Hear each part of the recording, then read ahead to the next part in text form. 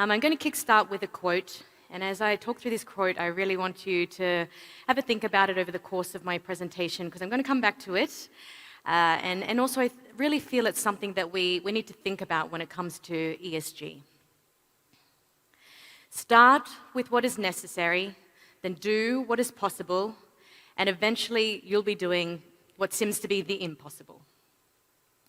Now, I'm really excited to be here today, not only to talk to everybody, but I think this topic is a really good segue into this evening's events for the Women in Tech Awards. And for those who haven't picked up the magazine yet and check out all the exceptional talent, don't forget to do that. And I just want to give a round of applause, actually, because I know there's some exceptional nominees, and for those who aren't able to join this evening.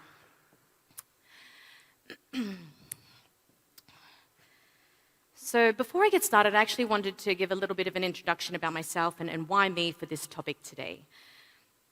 So my name is Rofe. As you know, I'm an Aussie. I lived in London for over 11 years and clearly lost a little bit of my accent while I was there. I've recently moved to Spain. And I have also recently moved into a new role as a Director of Account Management at Thunes. And I have 14 years experience across the payment space, from corporate banking to cross-border alternative payment methods. But it's not all about payments and transactions for me. I'm deeply passionate about diversity and inclusion, and for a number of different reasons, but some quite personal to me. So for example, my mum, she was born in Calcutta in India, and she has a hearing disability. And I've seen firsthand how challenging it is for her to go through life and the experiences that she's had because she can't hear and she has brown skin. Now, time and time again, I've been excluded, overlooked for roles in my career because I'm a woman. I've even had male clients who refuse to shake my hand because I'm a female.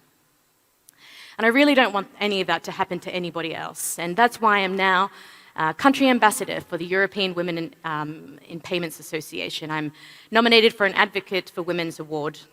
I've helped former employees build out their ESG reports.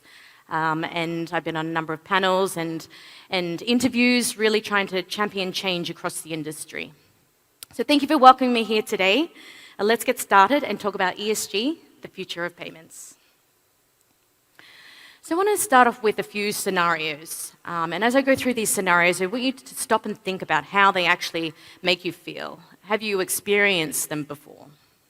So firstly, I'm not sure if you're aware, but we're still in a position where women are paid 23% less than male colleagues in the same role across the financial services sector. I mean, that may make you feel angry, frustrated even. You could be missing out on a $13 trillion disability market, all because your employer may not have processes and policies in place to hire a diverse talent. I mean, how does that even seem fair? And then there's the environment. Well, we all know across many markets, cash is still very much king. And this is having a negative impact on our environment. In the UK alone last year, they printed over 11 billion non-recyclable receipts from ATMs. What are we doing about that? And I don't know if any of you experienced this before, but imagine not having access to your hard-earned cash in your very own bank account. This happened to me recently, having moved to Spain. And it made me stop and think about 1.7 billion people who don't even have a bank account.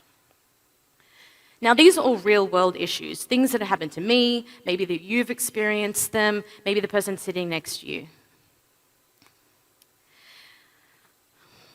So what? Now, maybe you're sitting there thinking, how does ESG impact me? Is this something that I have to deal with? Maybe it's something my employer has to deal with. But I actually want to talk through some challenges that we all experience in our day-to-day life when it comes to ESG.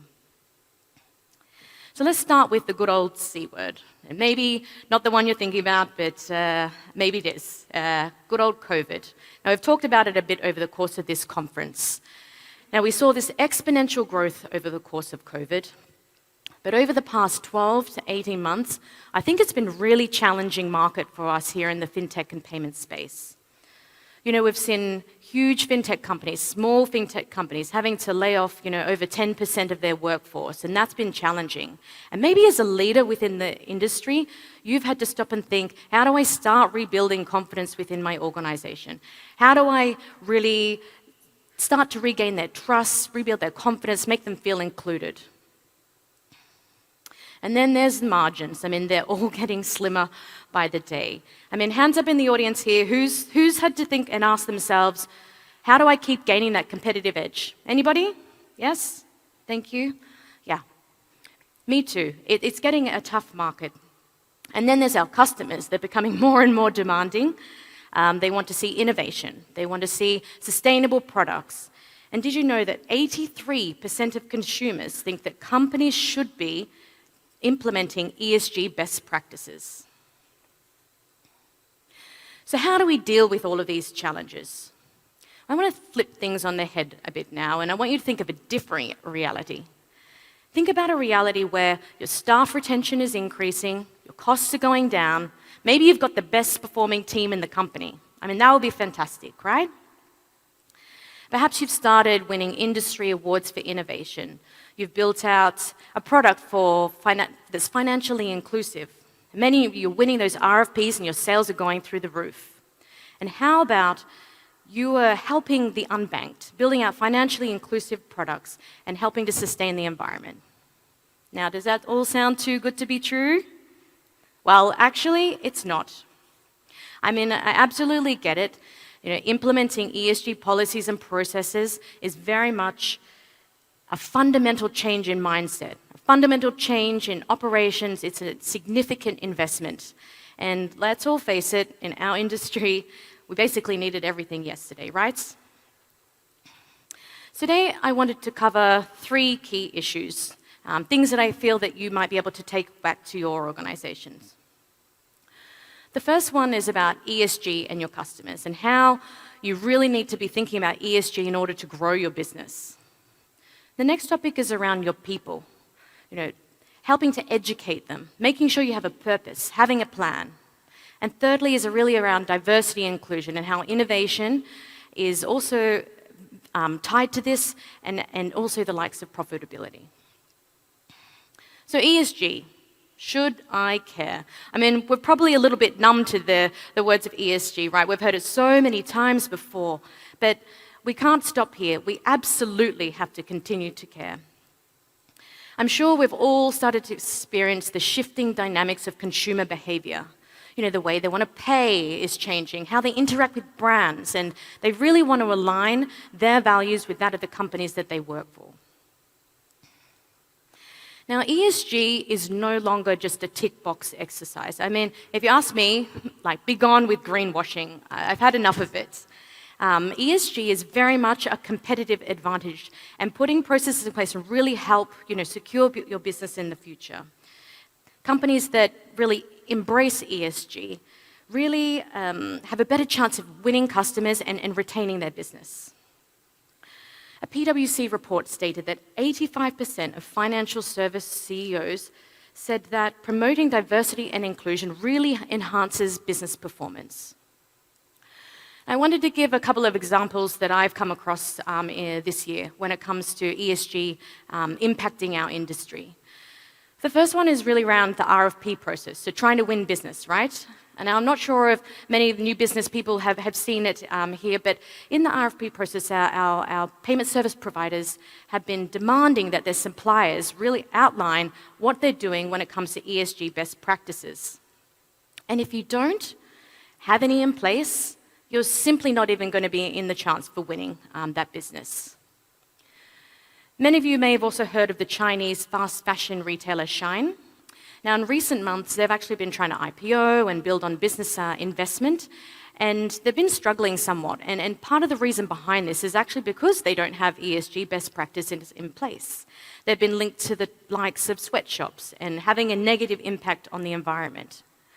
So ESG absolutely matters, and so much so that 76% of consumers say that they would discontinue relations with organizations who treat their people and the environment and their communities poorly. The next topic I wanted to talk about was ESG and your people. Now, 86% of employees prefer to work with companies that care about the same issues that they do. But where do you start when it comes to ESG and your people? Well, for me, I think it's really about fostering a culture of awareness and responsibility. You really need to be educating your employees. What is the importance of ESG? Now, for organizations to really embrace ESG, they need to have a purpose. And maybe you've heard about people talking about the why. Why am I doing this? And essentially, you need to have that purpose and take a step further and tie it into how does your employees, each individual role, tie into that purpose. Then you need to have clear goals, clear actions, clear timelines. An example of this is the company that I currently work with, which is Thunes. Now, they've decided to focus on the E in ESG because they want to have a greater environmental impact. And they've partnered with an organization and built out a program which they call Turning Transactions into Actions, which I think is quite catchy. And essentially, it's linked to transactions and planting trees. And they've already planted, in just over a year, 125,000 trees, and just set new goals of 1 tree for every 5,000 transactions. So this is what I mean, clear goals. Now, it's all well and good having these goals in place, but you need to take a top-down approach when it comes to implementing these processes. Now, what do I mean by this? Well, your management team really needs to live and breathe your ESG initiatives. They need to be leading by example and showing your employees that this is what's important for the company. And our good friends at Visa and MasterCard in recent years have tied their executive compensation to ESG processes and policies, which I think is a fantastic show of leadership. Now, we all know that our people are our greatest assets, and it's the same case when it comes to implementing ESG policies and processes.